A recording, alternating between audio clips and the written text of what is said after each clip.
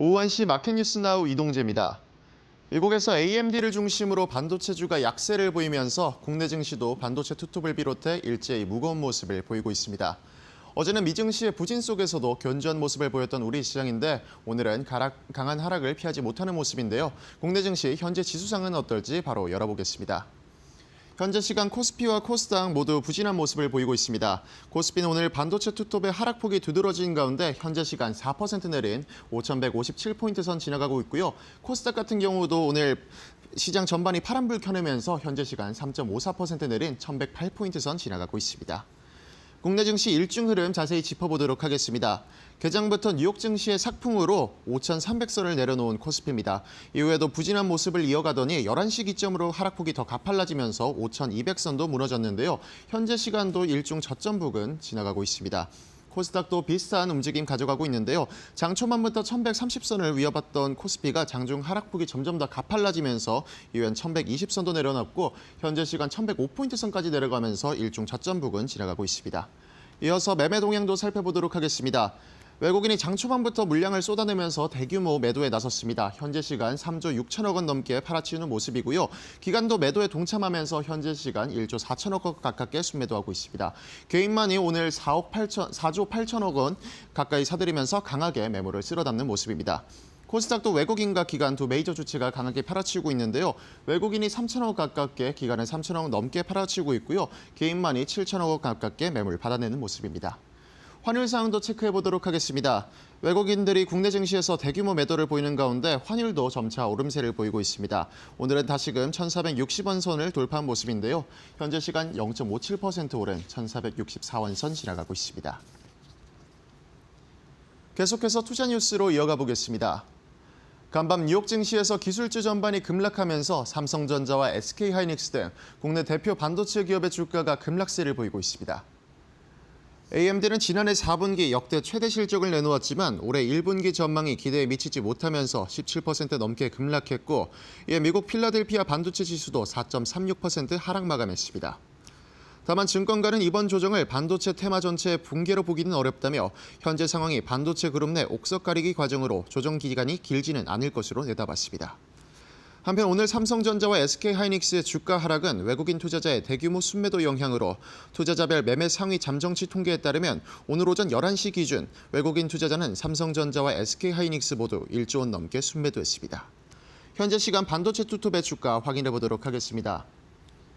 현재 시간 반도체 투톱 모두 하락폭이 장 초반보다도 더 가팔라진 모습인데요. 삼성전자 같은 경우가 5.2% 떨어지면서 시가총액 1,000조 원도 내려놨습니다. 16만 300원 선 지나가고 있고요. SK하이닉스도 5.2% 하락하면서 85만 3천 원 선 지나가고 있습니다. 파마리서치가 지난해 4분기 실적을 공개한 가운데 매출과 영업이익 모두 시장의 기대치에 미치지 못하면서 투자 심리가 크게 위축됐습니다. 파마리서치는 전날 지난해 4분기 매출이 전년 동기 대비 38.5% 증가한 1,428억 원, 영업이익은 53.7% 늘어난 518억 원을 기록했다고 밝혔습니다. 다만 시장의 컨센서스는 각각 7.7%와 20.4% 하회했습니다.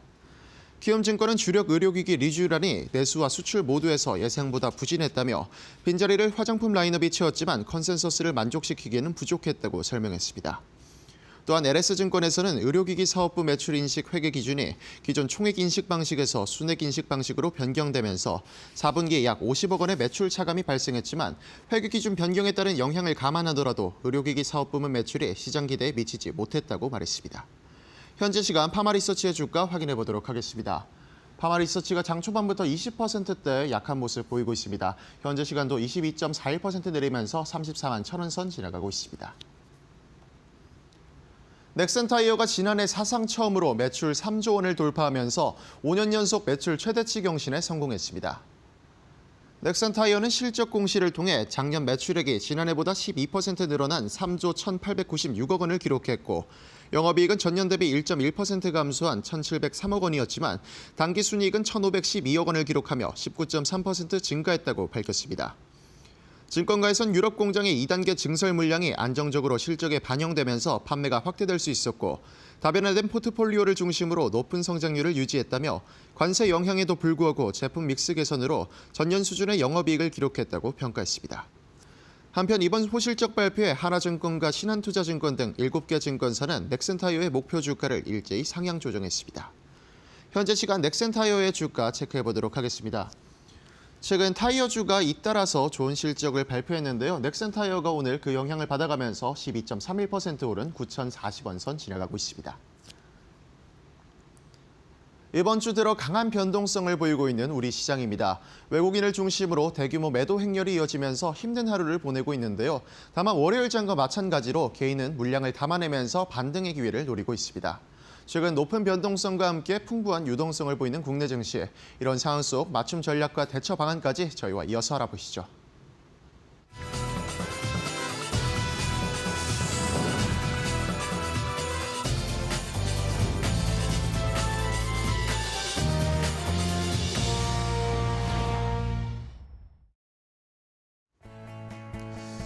자, 오장의 출발도 이데일리 TV와 함께 해주시죠. 마켓나우 3부 이어가도록 하겠습니다.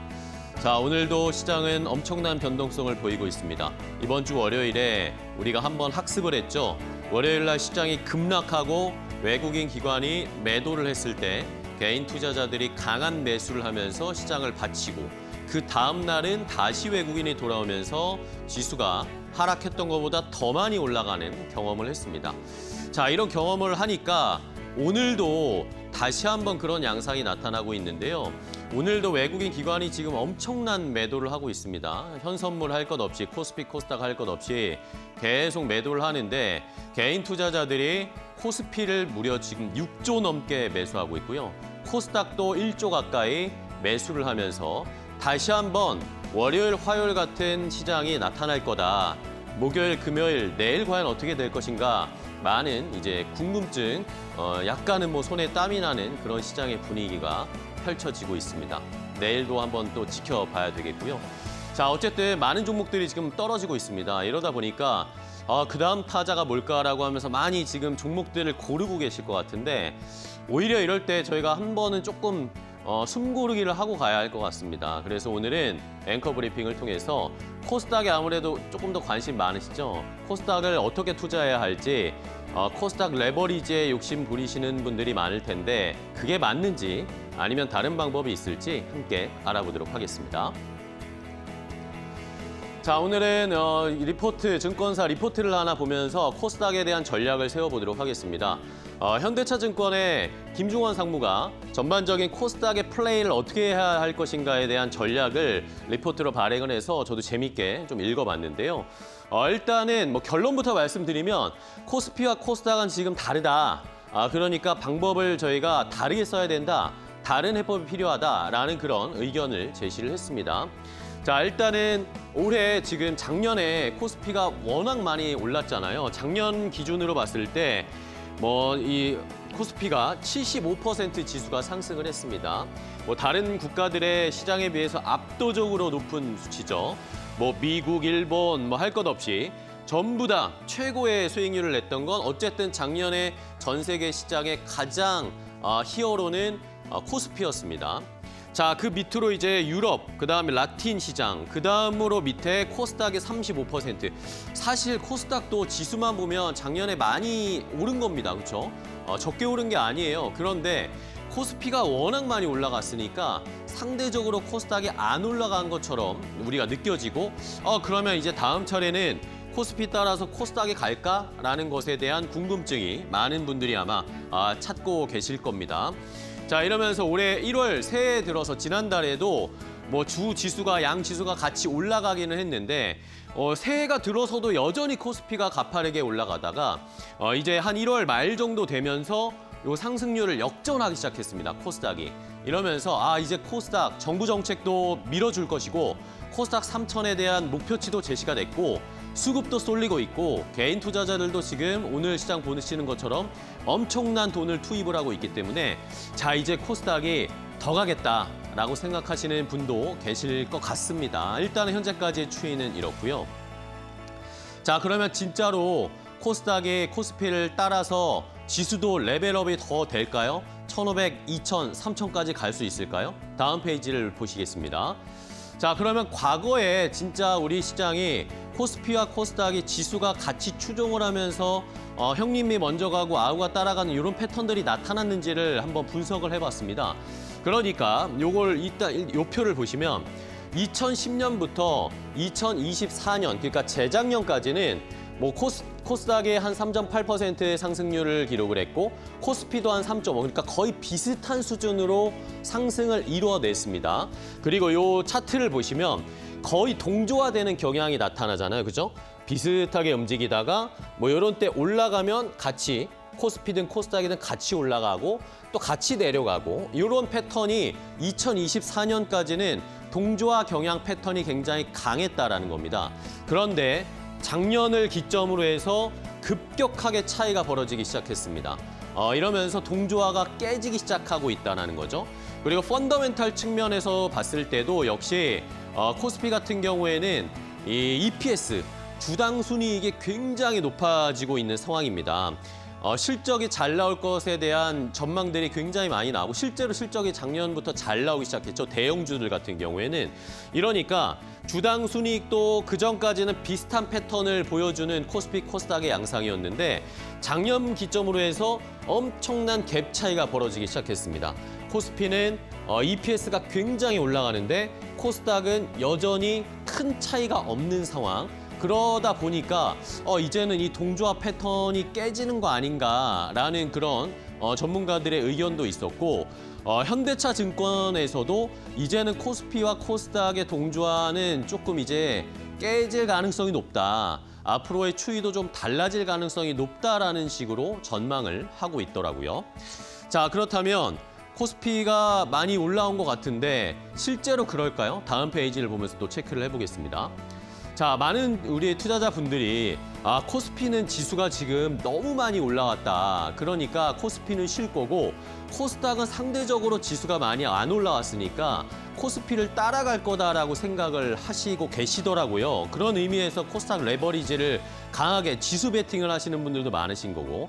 그러면 과연 코스피는 지금 왜 많이 올라왔고 코스닥은 왜 그렇게 많이 올라오지 않았는가를 좀 분석해 봐야 하는데 결국에는 실적이다라는 겁니다. 코스피는 실적이 뒷받침되고 있기 때문에 지수가 올라오더라도 밸류가 싸지는 그런 단계를 계속 거치고 있거든요.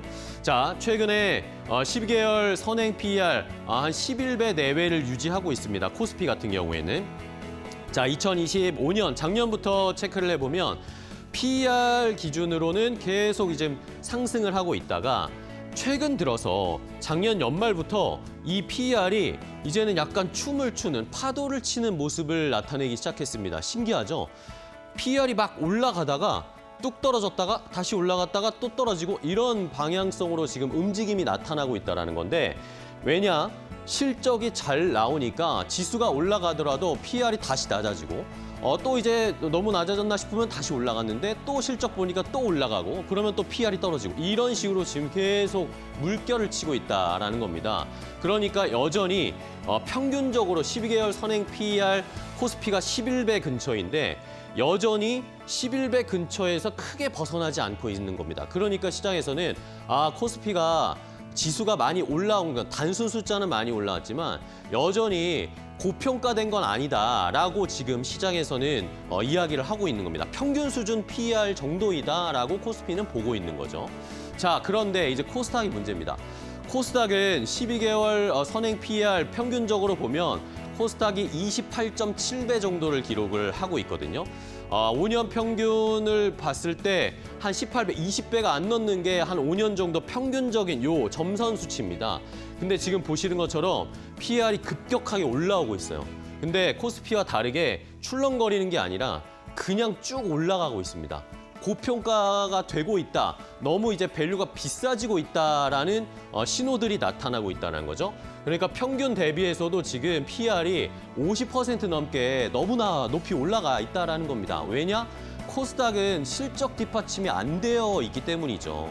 그러니까 지금 코스닥은 지수가 1200까지 근처까지 간다라고 지금 이 현재 상황인데 이것도 어떻게 보면 실적으로 우리가 생각을 했을 때는 코스닥도 지금 많이 올라왔다. 비싸다라고 생각을 할 수 있다는 겁니다. 그러니까 코스피가 너무 올랐고 코스닥은 싸다라는 생각을 우리가 조금 다시 생각을 해봐야 할 것도 필요하다라는 현대차증권의 이야기였고요. 자, 그럼 마지막으로 그러면 코스닥을 어떻게 공략해야 되나? 현대차증권은 이렇게 얘기했습니다. 지금 많은 분들이 지수가 그냥 단순히 올라갈 거라고 생각해서 코스닥 레버리지에 강하게 베팅을 하고 있는데 지수보다는 차라리 업종으로 들어가야 되고 업종 안에서도 세부적으로 종목을 옥석가리기를 해야 된다는 게 현대차증권의 투자 전략이었습니다. 업종별로, 종목별로 ROE 밸류에이션을 다 체크하면서 선택을 해야 된다는 겁니다. 그러면서 결국에는 코스피가 반도체, 삼성전자, SK하이닉스가 가는 거 보면 결국에는 코스닥도 반도체 중심으로 봐야 된다. 시총 상위에 있는 반도체 종목들을 봐야 밸류적으로도 비싸지 않고 실적도 계속해서 함께 삼성전자, SK하이닉스랑 올라갈 것이고 그런 의미에서 반도체를 코스닥에서는 투자하는 게 가장 안정적이고 수익률도 좋을 것이다 라는 이야기를 했고요. 바이오는 ROE가 개선되는 것은 좀 괜찮은데 아직까지는 PER 부담이나 실적에 대한 뒷받침이 약간은 좀 부담스럽다라고 하면서 종목별로 어쨌든 제약바이오 안에서도 실적이 뒷받침되는 것들을 좀 선별적으로 골라야 된다라는 전략이었고요. 반면에 코스닥 IT 가전이나 코스닥 기계 쪽은 조금 힘들다. 지금 실적이 안 나오는 것들이 대부분이기 때문에 굉장한 변동성이 심할 가능성도 있고 만약에 시장이 한번 크게 충격을 받으면 크게 흔들릴 가능성들이 있기 때문에 비중 축소나 중립적인 아니면 축소의 의견을 좀 제시를 했으니까 이런 패턴을 가지고 이런 가이드를 가지고 코스닥을 한번 공략해 보시는 게 필요할 것 같습니다. 오늘은 코스닥에 관련된 투자 전략을 알아봤습니다. 앵커 브리핑이었습니다.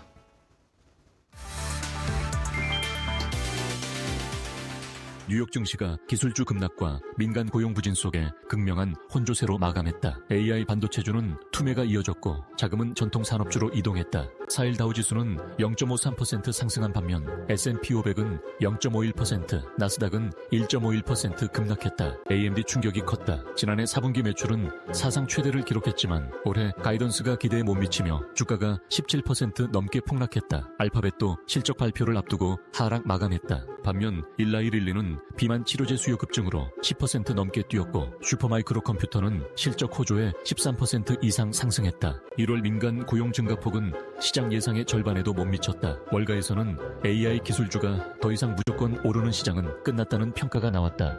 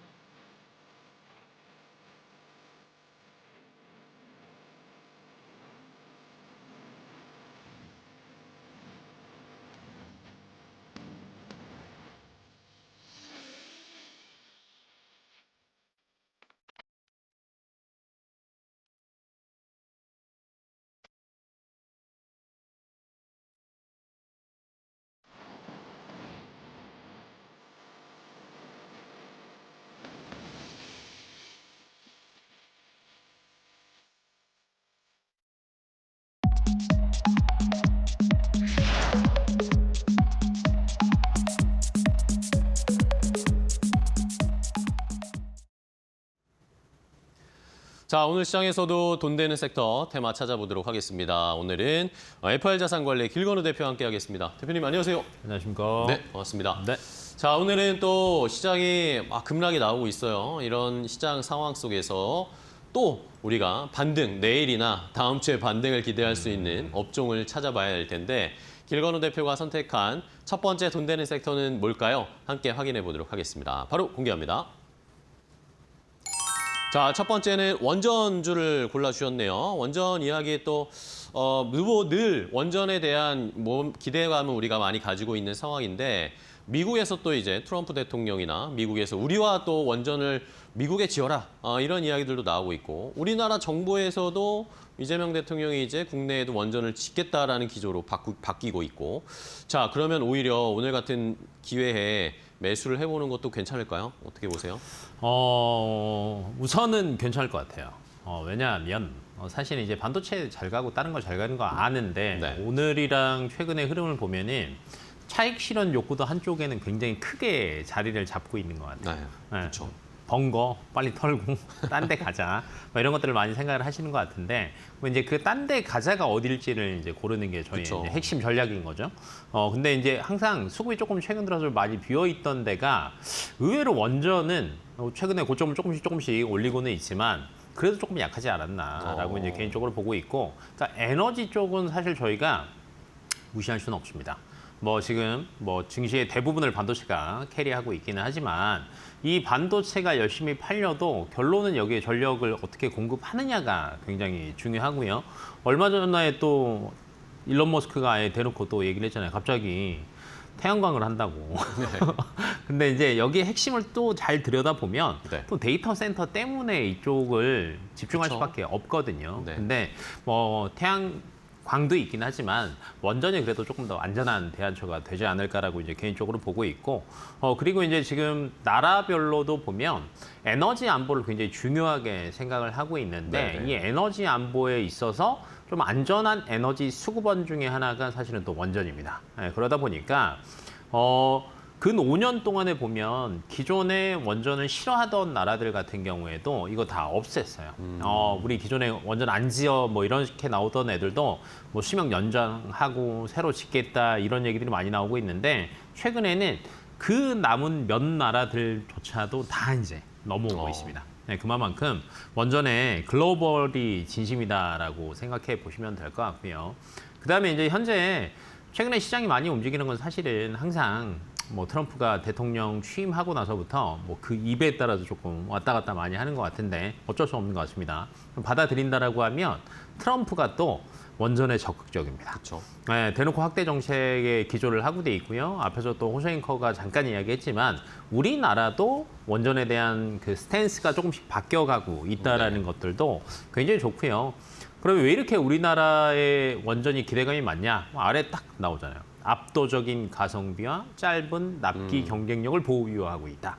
근데 이거는 저희가 그냥 말로만 하는 게 아니라 글로벌로 보더라도 어찌됐건 맞아요. 네, 첫 번째 가성비가 좋다라는 거는 현재 원전을 지을 수 있는 나라가 그렇게 많지 않습니다. 그렇죠. 네, 뭐 중국, 러시아, 그다음 뭐 프랑스, 뭐 우리나라, 미국 이렇게 이제 대부분 5개 나라로 한정이 되는데 중국이랑 러시아 같은 경우는 어차피 지낼 거 지네가 지어요. 네, 그러니까 사실 저희랑 경쟁은 아닙니다. 네, 그리고 저희가 경쟁으로 하는 나라들 같은 경우에는 사실은 중국과 러시아 걸 또 수입하지 않습니다. 네. 네, 그러면 이제 프랑스랑 우리나라랑 미국이 남아 있는데 미국은 설계 능력 많이 떨어졌다는 거 알고 계실 거예요. 그러다 보니까 한미 협력을 많이 하려고 하는 거고요. 프랑스랑 우리나라 2파전이라고 생각하시면 되는데 프랑스 대비하면 건설하는데 비용 절반입니다. 납기는 저희는 준수를 하는데 프랑스는 평균 5년 늦게 줍니다. 누구 할 겁니까? 네, 그래서 당연히 이제 조금 안전하게 갈 수밖에 없다라고 생각하시면 될 것 같고요. 그다음에 이제 결론은 이제 수주 이슈가 떠줘야 좋은 흐름을 조금 탑니다. 네, 그러면 이제 어떤 수주가 있을 거냐라는 거 우리가 조금 기대를 해보셔야 되는데 네네. 올해는요 아마 불가리아, 폴란드, UAE 쪽에서는 사실은 기대감이 굉장히 높아요. 네네. 조금 가시권에 들어갈 것 같고요. 플러스 알파로 미국과 협력을 하겠다라고는 했고요. 그다음에 트럼프도 미국의 원전을 많이 짓겠다라고 얘기는 했지만 사실은 직접적으로 나온 건 없습니다. 계약하겠다, 진행하겠다 나온 건 없는데 못해도 올 하반기 때부터는 이런 얘기가 많이 나오지 않을까라고 이제 개인적으로 보고 있습니다. 그렇다라고 하면 수급은 몰릴 수밖에 없고요. 마지막으로 SMR 시장이 올해부터는 시작되는 시기다라고 생각하시면 되고요. 건설하는데 대형 원전 10년 걸리는데 한 3년 정도 걸리거든요. 그러니까 본격적으로 시장이 개화되는 건 23년 때부터는 2030년도부터는 숫자가 찍히는 거죠.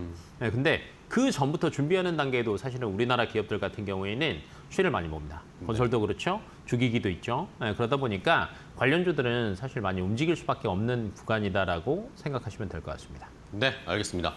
자, 이렇게 원전에 대한 모멘텀들이나 이야기는 너무 많이 들었어요. 그렇죠? 저희가. 맞아요.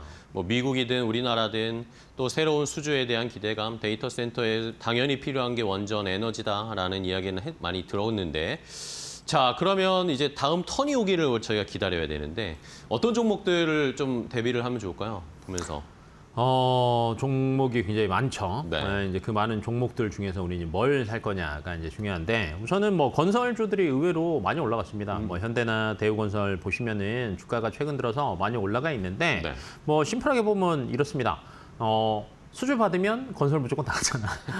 네. 이런 뭐 협력 관계도 있는 것 같고요. 무엇보다도 저희가 아까 마지막에 SMR 얘기를 했는데 네. 미국 콜텍이랑 SMR 착공이 올해 이제 시작이 됩니다. 이제 눈에 보이기 시작한다라는 거죠. 그래서 아무래도 좋은 흐름 가지고 가지 않을까 싶고 하반기에는 불가리아 쪽 앞에서 잠깐 얘기했는데 네. 요 피드 단계에 기대감도 있습니다. 뭐 조금 움직일 것 같고요. 그다음에 이제 한전하면 한전 기술을 빼놓을 수는 없습니다. 네네. 유일하게 이제 설계 쪽을 담당하고 있는데 정부에서 예를 들면 해외 원전 수주했다 매출 바로 찍히는 겁니다. 네, 그리고요. 국내에서도 지금 최근 들어서 그 SMR 개발 과제를 계속 하고 있는데 네. 여기에서 수익이 올해부터 찍히기 시작합니다. 네, 그래서 이제 숫자가 또 찍히는 구간에 들어가 있다라고 생각을 하시면 좋을 것 같습니다. 네. 자, 이렇게 건설주 중에 뭐 현대건설이나 아니면 한전 계열 쪽의 한전기술을 보면서 좀 대비를 해볼 텐데 그러면 이 중에서도 탑픽을 좀 골라볼게요. 저희가 원전주로 공략해볼 만한 지금 조정이 좀 나올 때 매수해볼 만한 탑픽으로 모아보세요. 네, 여전히 제가 뭐 자꾸 이게 원전 얘기할 때 제일 자주 말하는 종목이 뭐 있을까 제가 한번 과거까지 되짚어봤거든요. 제가 제일 좋아하는 종목이더라고요. 두산에너빌리티. 네, 그렇죠. 네, 어쩔 수 없어요. 네. 숟가락을 많이 얹고 있어요. 네, 첫 번째 대형 원전 당연히 하면은 주가 제일 먼저 움직이는 대장주죠. 네. 소형 원전에서도 사실은 반도체에서만 저희가 말 그대로 웹주에서 설계 담당하고 여기서 생산 담당할 거야라는 걸 얘기를 하고 있지만 파운드리라고 하죠. 원전의 파운드리를 점점점 변경이 된다라고 하면 사실은 가장 큰 수혜는 두산에너빌리티입니다. 네, 그래서 여기에서 사실 SMR 시장이 올해부터 착공을 하는 단계들이 많이 들어가면서 주기기에 대한 발주. 네, 그럼 당연히 두산에너빌리티 입장에서는 수주가 되겠죠. 네. 그래서 굉장히 많이 확대되는 시기가 되지 않을까라고 이제 개인적으로 생각하고 있고요. 그다음에 이제 저희가 파운드리를 얘기한 것처럼 원전에서도 SMR 쪽 같은 경우에는 사실은 설계를 하는 많은 기업들이 있지만 따로따로 주객이나 다른 뭐 부자재 같은 경우를 생산을 동시에 하는 기업들은 많지는 않습니다. 네네. 그럼 대부분 외주를 줘서 가지고 와야 되는데 아직까지는 두산에너빌리티가 이쪽에서도 굉장히 큰 강점을 가지고 있고요. 마지막으로 두산에너빌리티의 주가 흐름을 보면 항상 딱 패턴이 있습니다. 쭉 네네. 올라갔다가 횡보하다가 쉬다가 또 다시 올라갔다가 차익 실현 조금 나왔다가 조금 쉬다 갑니다. 근데 지금 7만 원대에서 9만 원대 쭉 올라갔다가 쉬고 있습니다. 그러면 이제 이때 조금씩 분할 매수를 해 두신다라고 하면 제가 볼 때는 한 13만 원까지는 어렵지 않지 않을 것 같습니다. 13만 원까지 네. 목표 주가를 제시를 해주셨어요. 좋습니다. 두산에너빌리티를 역시 뭐 원전주 중에는 계속 봐야 합니다. 탑픽일 수밖에 없고 또 가장 기대감도 많고 시장에서 관심이 생기면 집중되는 게 또 두산에너빌리티니까 지금 횡보하고 쉬고 있을 때 좀 모아가는 전략으로 두산에너빌리티를 선정을 해주셨습니다. 자, 첫 번째 돈 되는 섹터는 원전주를 봤고요. 다음 두 번째 또 길건우 대표가 선택한 돈 되는 섹터 테마는 뭘까요? 바로 공개하겠습니다. 자, 두 번째는 일론 머스크와 이 태양광이 함께 있네요. 약간 어색하기도 한데 일론 머스크가 또 갑자기 이제는 태양광 얘기를 꺼냈습니다. 이러면서 어제 또 태양광주들이 굉장히 좋았는데 자, 이게 추세적으로 계속 이어갈 수 있을까요? 이어갈 수 있다라고 봅니다. 네. 이유인즉슨 3년 안에 100기가와트 시이잖아요. 100기가와트시면 어마어마한 엄청난 건데. 어마어마한 거예요. 근데 이걸 3년 안에 자체 생산을 얘기를 한다는 건 뭐냐면 지금 여러 가지 그림을 그리고 있는 것 같습니다. 첫 번째는 데이터 센터에 들어가는 것도 생각하고요. 그다음에 이제 그 테슬라의 주력 사업 중에 하나가 ESS 사업이잖아요. 네, 그렇죠. 그러면 태양광이랑 쿵짝이 잘 맞거든요. 그러면 이제 이거가 있죠. 그다음에 우주로 열심히 쏘 올리면서 여기에 지금 우주 데이터 센터까지 네네. 얘기를 하고 있거든요. 이 삼박자가 딱 맞아 떨어지는 거예요. 그래서 그러면 스페이스X 상장하기 전에 주기적으로 이 뉴스를 계속 내보내겠구나. 그러면 수급은 계속 쏠릴 수밖에 없다라고 생각을 해 보시면 좋을 것 같고, 저희가 머스크가 진짜 가끔 이제 저희 흔한 말로 미친 사람 같다. 뭐 이제 평상시에는 더 센 발음을 하긴 하지만 미친 사람 같다라고 저희가 얘기를 할 때도 있죠. 근데 시간이 지나 보면 하고 싶은 거 다 하는 것 같아요. 그러니까요. 그리고 저희가 예전에 이제 호수 앵커랑 저랑 2년 전인가 그 테슬라에 대한 얘기를 막 했던 적이 있어요. 네. 딱 자고 차를 타서 가만히 누워 있으면은 막 마트 가고 어디 들렸다가 알아서 집에 데려다 줄 거야. 네. 근데 지금 얼마 전에 사이버캡 보셨습니까, 디자인? 그렇죠. 로봇택시. 네, 안에 아무것도 없어요. 운전대도 없습니다. 정말 얘기했던 게 차근차근 진행이 돼가는 걸 보고 진짜 대단하다라고 이제 계획이 생각을 있다. 하고 맞아요. 네, 그래서 진짜 우주에 쏘는 게 또 허무맹랑하지는 않겠구나. 그리고 이제 지금 전 세계에서 위성 발사 쏘는 것도 보면 대부분 독식 체제잖아요. 네네. 그럼 여기에 자기가 쏘는 거에다가 태양광 패널만 잘 해가지고 쏘면 되는 거예요. 그렇죠. 네, 그래서 최근에 이제 파트너사를 많이 물색하고 있다라는 얘기가 나오면서 중국 쪽 기업들도 이제 주가가 조금 많이 좋아지고 있는데, 뭐 하나솔루션 같은 경우도 최근에 주가 빠박 올라갔습니다. 근데 아마도 당분간은 스페이스 X 상장하기 전까지는 태양광 테마가 어찌됐건 조금 형성되지 않을까라고 이제 개인적으로 보고 있어서 꾸준하게 한번 보시면 좋을 것 같습니다. 네. 자, 이게 우주 스페이스X 상장이 단순히 우주 관련된 테마가 형성됐잖아요. 우리나라도 산업 관련된 우주 관련된 종목들이 많이 올라가는데, 이게 플러스 알파로 태양광까지 같이 이제 스페이스X 상장에 엮이면서 모멘텀이 형성될 수 있다라고 보시네요. 그러면 종목은 뭘 봐야 됩니까? 자, 이제 종목은 사실은 그러면 태양광 관련된 종목만 봐야 되냐라고 생각하실 수 있는데, 네. 지금 일론 머스크는 정확하게 그쪽 방향만 보고 있는 건 아니에요. 네, 에너지 공급적인 측면에서 태양광을 보고 있고요. 그 다음에 이제 공급할 때 꼭 필요한 게 ESS니까 ESS 시장도 바라보고 있고요. 우주까지 바라보고 있는 거거든요. 그러면 이 세 개를 조금 골고루 보시는 게 저는 좋을 것 같아서 네네. 우선 종목은요. 대한전선, 삼성 SDI, 한화솔루션입니다. 예. 네, 그러면 이제 하나씩 하나씩이네요, 점검을 해보자면 대한전선 같은 경우에는 사실은 에너지 얘기할 때 저희가 이제 기존에 LS인렉, 현대인렉, 효성중공업 최근에 많이 오르긴 했습니다. 근데 앞으로 점점 넘어갈 때 대한전선 같은 경우에는 사실은 당연히 인프라 수혜를 볼 수도 있지만 지금 광통신도 많이 넘어가고 있습니다. 왜냐하면 구리가 열에 굉장히 약하기 때문에 최근에 또 구리값도 많이 올랐죠. 그래서 지금 빅테크들은 그 다음은 뭐냐라는 걸 고민하는 거예요. 제가 방금 그 다음이라고 했잖아요. 네. 일론 머스크도 그렇잖아요. 여기서 공간 계속 차지하고 뭔가를 할 바에 효율 잘 나오는 우주로 나가면 야 태양광 들어오는 거 훨씬 더 셀 텐데 이렇게 그 다음을 생각하잖아요. 반도체도 HBM에서 지금 HBF 얘기가 맞아요. 나오기 시작합니다. 네, 그래서 광통신까지도 보신다라고 하면 대한전선이 나쁘지 않을 것 같고요. 그다음에 ESS가 사실 2차 전지의 그 다음 타자였어요. 순수 전기차에 들어가는 배터리, 그다음에 2차 그 ESS였는데 ESS 쪽은 여전히 삼성 SDI가 그래서 미국 쪽에서는 강한 흐름 보여주고 있고요. 얼마 전에 LG 엔솔에서도 하나솔루션이랑 또 납품 네, 계약을 했죠. 계약했죠. 네. 이 안에서 파트너가 될 수밖에 없습니다. 그러면 안 그래도 삼성 SDI 제품을 쓰고 있는 입장에서 본다라고 하면 뭐 나쁘지 않은 동반관계가 또 이루어질 수도 있지 않을까라고 이제 개인적으로 보고 있습니다. 네. 자, 그러면 역시 태양광 쪽에서 탑픽을 골라주셔야 되는데, 탑픽은 아까 뭐 힌트를 주셨죠. 하나솔루션. 하나솔루션. 네. 뭐 지금 불과 28,000원이었던 애가 순간 거의 오늘 고점 39,400원을 네. 찍었습니다. 대단하죠. 그럼 이제 앞으로 하나솔루션을 저희가 기존에 계속 얘기할 때 어떤 게 있었냐면 북미의 모듈을 전체를 생산하는 기업은 얘밖에 없다. 라는 이야기들을 기존에 많이 했었는데 항상 걸림돌이 되는 건 뭐였냐면 이거 세액공제 받는 거 이제 다 끝나거나 일몰되면은 안 좋아지는 거 아니야? 이게 사실은 가장 큰 걸림돌이었어요. 네네. 근데 이 걸림돌을 넘어서는 게 뭐냐? 그러면 새로운 수급이 많이 들어올 수 있는 게 있어라는 건데 이걸 이번엔 테슬라가 조금 불을 지핀 것 같고요. 3년 안에 100% 본인들이 자체 생산하겠다라고 얘기는 했지만 저는 솔직히 머스크는 믿지만 3년이라는 숫자는 믿지는 않습니다. 3년 안에 하는 거 정말 쉽지 않습니다. 네. 그러면 이제 이 안에서 공급망 손을 좀 잘 잡아야 되는데 하나 솔루션이 조금 수혜를 볼 수밖에 없을 것 같고요. 그다음에 테슬라가 이렇게 타겟팅을 태양광 쪽으로 했다라고 하면 다른 빅테크 기업들도 이쪽으로 타겟팅이 조금 더 쏠릴 수도 있습니다. 따라갈 수도 있다. 그러면 가까운 데서 중국은 못 믿겠고 조금 안전하게 우리는 그냥 공급하자. 우리는 자체 생산은 안 해도 돼. 그러면 하나 솔루션만한 파트너는 없을 걸로 봅니다.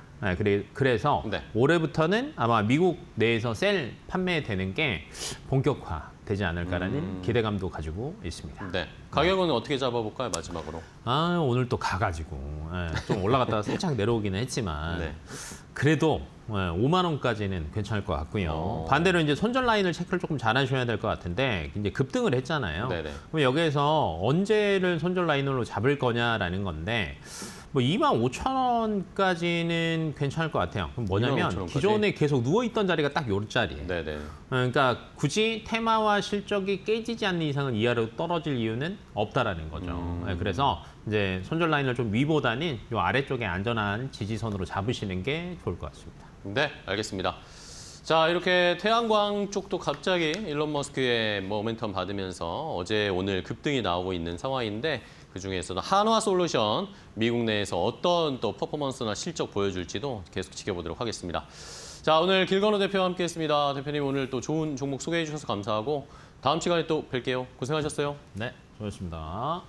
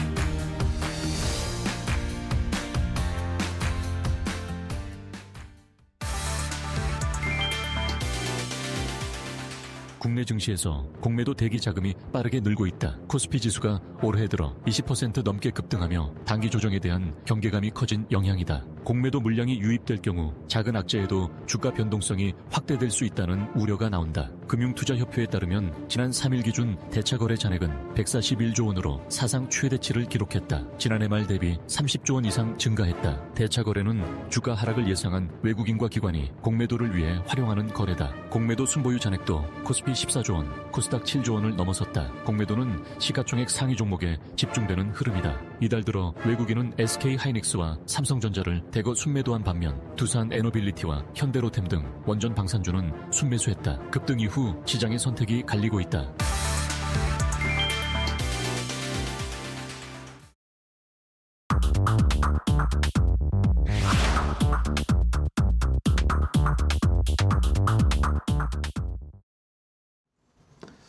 자, 마켓 나우 3부와 함께하고 계십니다. 시장이 조금씩 흘러내리는 게 약간은 불안한 상황이네요. 코스피가 지금 3.6%대까지 5,175포인트까지 내려왔고 코스닥이 1,110선까지 내려왔습니다. 계속 차트 보시는 것처럼 시간이 갈수록 오후 들면서 이제 조금씩 더 흘러내리고 있는 상황인데 지수의 추이는 계속 지켜봐야 되겠고 외국인 기관이 엄청난 매도를 하고 있습니다. 이런데도 지금 개인 투자자분들은 강하게 베팅하면서 순매수로 대응을 하고 계시고 이게 나오진 않지만 선물 매도도 외국인이 지금 2조 가까이 1조 8천억 넘게 선물 매도를 하니까 이게 선물 누적 잔고가 쌓이면 아무래도 시장의 지수나 대형주들이 좀 흔들릴 가능성이 높아지기 때문에 저희가 약간은 좀 경계는 해야 할 것 같습니다. 수급적인 측면을 마지막까지 시장에서 좀 보면서 오늘 또 사실 만기일이기도 하고 주간 목요일이기 때문에 이런 것들 때문에 조금 변동성이 나오는 것 같습니다. 계속 추이 지켜보면서 대응을 하시도록 하시면 좋겠습니다. 자, 이렇게 시장이 오늘 많이 흔들립니다. 월요일도 크게 흔들렸다가 바로 반등을 보였는데 내일은 어떨지 뭐 예상은 해봐야 되겠고 일단은 종목으로 오늘 시장 분위기 좀 체크하면서 대비해 볼게요. 자, 오늘은 이데일리 TV 서동우 전문위원과 함께 하겠습니다. 위원님 안녕하세요. 네, 안녕하세요. 네. 자, 위원님과 종목을 보면서 시장 분위기 좀 체크하겠습니다. 첫 번째 5장 종목 레이더 어떤 종목을 주셨을지 바로 공개하겠습니다. 자, 카카오뱅크입니다. 카카오뱅크가 최근에 또 좋은 주가 흐름 좀 보이고 있어요. 실적도 나쁘지 않게 나왔고 실적 보니까 오히려 카카오뱅크가 소외되어 있다가 주목을 받고 있는데 어떻게 보세요? 사실 작년 5월하고 6월에 걸쳐서 3만 원대 후반까지 그냥 한번 급등을 보여주고 그리고 나서 이제 장기간을 친 가격 기간 조정, 네. 원위치 돼 있는 이러한 모습에서 다시 이제 움직이는데 오늘 시장에서 사실은 여러분들도 느끼겠지만 그동안 많이 소위 말하는 산이 높으면 골이 깊다고 그러잖아요. 네네네. IT 쪽들을 중심으로 해서도 그렇고 2차 전지들 단기적으로라도 시세를 주도했던 쪽들의 흐름들이 크게 흔들리지만 네. 실적이라는 이러한 부분이 뒷받침돼주고 상승폭이 미진했던 것들 중심으로는 또 미세하게나마 반등을 주는 이러한 모습이다라고 볼 수가 있을 것 같습니다. 카카오뱅크 같은 경우 작년 영업이익 기준으로 한 7.1% 증가하면서 6,494억을 기록했다라는 이것도 역시 사상 최대 실적이라고 그러고요. 순이자 마진도 상당히 개선이 되고 있다라는 것이 이제 긍정적인 모습이다라고 볼 수 있는데 또 하나 이제는 뭔가 하나의 또 새로운 영업 환경을 구축해 나가겠다라는 차원에서 이 캐피탈사 인수라든가 그리고 네. 또 이 비은행 사업을 확장한다든가 그리고 또 뭐 해외 시장 진출 얘기도 나오고 있고 또 정부에서 가상자산 특별법 통과와 관련된 이 스테이블 코인 은행 쪽이 일단은 좀 주도권을 쥐고 있다라는 거 이러한 측면에서 본다라면 카뱅이 어떤 경영 환경이라든가 그리고 제도적인 측면에서의 기대감을 지금 갖고 있는 이러한 모습이다라고 볼 수 있을 것 같습니다. 자, 지금 잠깐 일봉의 모습을 여러분들 먼저 좀 네, 보시도록 살펴볼까요? 하겠는데요. 아까 말씀드렸듯이 지난 4, 5월 달에 이렇게 이제 급등했던 이러한 모습들이 나타났었습니다. 그리고 지속적으로 원위치 됐죠. 그런데요, 그 이후의 모습들을 보시면 네. 다행히 2만 원에 대한 지적을 보여주고 지난번과는 달리 제반 이평선들을 수렴시켜 놓고 그리고 현재 구간에서 들어오는 쪽들은 외국인들과 기관들이라는 거죠. 그리고 일봉으로 보면 단기간에 이렇게 이틀 동안에 걸쳐서 또 급등을 했다라고 볼 수 있지만 중장기적인 관점 속에서 월봉으로 한번 여러분들 보겠습니다. 이거는요 지금 이제 막 바닥을 탈출하려는 시도를 보여주고 있는 네네. 거죠. 그리고 이 전체적인 흐름들 속에서 물론 지난 2022년도에 2만 원도 이탈되고 15,000원대까지 밀렸던 이러한 자리도 있었습니다만은 현재 시점에서만 놓고 보면요 이 자리를 중심으로 해서 돌파 시도를 한번 하려는 모습들이 충분히 나올 수 있는 자리다라고 볼 수가 있습니다. 1차적으로는 35,000원이 돌파되는 게 일차 관건입니다. 네. 이 자리가 이제 저항으로 작용이 될 가능성이 있다라고도 볼 수 있겠고 만약에 조정을 보이는 이러한 흐름들이라면 25,000원 초반 자리 정도에서는 신규 매수도 이제는 가능한 그런 위치 아니겠느냐 이렇게 말씀을 드리면서 물론 뭐 두 가지를 볼 수 있습니다. 오늘 장이 조금만 좋았었으면은 한 차례 더 추가적으로 치고 나갈 수 있는 흐름이 나오는 건데 장이 이러니까 윗꼬리를 좀 길게 달리는 모습이다. 그렇다면은 오히려 이러한 상황에서는 추격 매수는 자제하면서 밀릴 때 조금씩 여러분들이 매수할 수 있는 타이밍을 주는 거 아니냐 이렇게도 해석해 볼 수 있는 그런 위치에 있다라고 말씀드리겠습니다. 네, 알겠습니다. 자, 카카오뱅크를 첫 번째 종목으로 확인을 해봤습니다. 어제 오늘 좀 시세 분출하는데 길게 보면 지금 이제 바닥 탈출하고 있는 상황입니다. 카카오뱅크 어떻게 또 추이가 이어질지 한번 저희도 지켜보면서 공략해 보도록 하겠습니다. 자, 다음 두 번째 종목도 보겠습니다. 두 번째 주신 종목은 뭘까요? 셀트리온이네요. 자, 셀트리온도 뭐 사실 실적이나 돈 버는 걸로 치면 셀트리온만큼 돈 버는 회사가 어디 있습니까? 맞습니다. 그렇죠? 예, 근데 참 주식 시장에서는 지금 주가가 참 반응을 못해요. 네. 그럼에도 불구하고 사실은 이 종목은 지난 10월, 11월 달에도 여러분들께 한번 말씀을 네네. 드리면서 점검을 해드렸었는데요. 그 당시 때도 나왔던 얘기 중에 하나가 뭐냐면 이 렌시마를 중심으로 해서 이 바이오시밀러 세종이 유럽 시장에서 1위를 갖고 있다라는 네네네. 거. 맞아요. 결국은 이것이 작년도 실적 것과 관련돼서 숫자로 이제 증명이 되기 시작을 그러니까요. 했다라는 네. 거죠. 뭐 사상 최초로 매출 4조 원대, 영업이익도 1조 클럽에 예. 이제 들어가는 이러한 모습인데 그럼에도 불구하고 주가의 어떤 움직임들이 상당히 이 비탄력적인 그런 네. 모습이었는데 중요한 자리를 돌파를 해주고 있다라는 거죠. 특히 바로 미국 공장 인수에 따라서 관세를 회피할 수 있는 여건이 조성이 됐고 그곳을 토대로 해서 추가적인 생산량도 증대가 된다라는 거, 이러한 부분들이 상당히 의미 있게 작용이 되고 또 회사 차원에서도 주가 안정을 위해서 1조 원 자사주 매입과 관련된 부분들을 계속해서 진행을 시키고 있다라는 것도 긍정적인 모습이다라고 말씀드릴 수 있습니다. 지난번에도 한번 말씀을 드렸는데요. 네. 사실은 이 종목은 이제 월봉으로 우리가 한번 좀 볼 필요가 있습니다. 월봉으로 보시면 이 주가의 움직임이 지난 2018년도 이렇게 월봉상에서 급등을 보여주고 이제 새로운 시세를 한번 크게 연출해 주었던 모습이고 그 이후에 2020년도에 코로나 당시에 34만 원을 고점으로 기록했던 이러한 모습인데 어떤 면에서 보면은 이 당시 때의 모습을 보면은 마치 월봉상에서 쌍봉을 보이는 듯한 네. 이러한 모습 이후에 이제 주가가 정말로 우리 투자자 여러분들을 마음고생을 많이 시킨 그러한 종목인데 물론 15만 원도 갔었습니다만은 이제 이 20만 원을 중심으로 해서 지금의 이제 이 자리를 감안해서 보면요. 22만 원만 만약에 이게 안착이 돼주고 네. 돌파가 이루어지는 흐름이라면은 20만 원대 후반 내지는 다시 한번 직전 고점을 터치하러 갈 수 있는 그런 어떤 바이오 쪽들의 움직임들이 같이 힘을 받아준다라는 측면에서 셀트리온이 올해 한번 우리가 또 기대해 볼 만한 그런 위치에 있다. 이렇게 정리를 좀 해드리겠습니다. 네, 알겠습니다. 자, 셀트리온 22만 원을 시원하게 좀 뚫어주고 안착을 하느냐, 이 여부가 확실히 중요한 것 같습니다. 오늘도 딱 22만 원 근처까지 갔다가 22만 6,500원까지 갔었네요. 그 뒤로 다시 또 약간 밀리고 있는데 뭐 시장이 안 좋은 영향도 있지만 과거에 또 22만 원대가 항상 매물대로 좀 작용을 했습니다. 셀트리온 추이 지켜보면서 22만 돌파할 때 또 한번 공략을 해보도록 하겠습니다. 자, 이번에는 세 번째, 마지막 또 종목 하나 더 볼까요? 오늘 시장에서 뭘 봐야 될지. HD 건설기계입니다.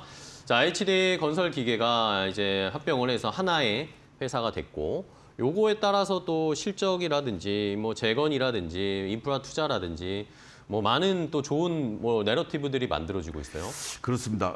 뭐 여러분들이 이제 최근에 또 움직이는 것들은 결국은 러시아 우크라이나의 종전 그리고 재건 이런 것들을 움직이는데 실질적으로 보면은 안정적으로 건설 중장비 그리고 또 바로 방산과 관련된 이 우리가 흔히 얘기하는 K2 전차라는 얘기를 많이 네네네. 하지 않습니까? 거기에 엔진을 공급해주고 있다라는 거죠. 어. 바로 지난 1월 달에도 현대로템과 함께 폴란드양 K2 전차용 엔진 116대를 수주를 했다라는 얘기고 그러니까 이제는 방산 관련주로도 확실하게 분류를 해도 되지 않을까.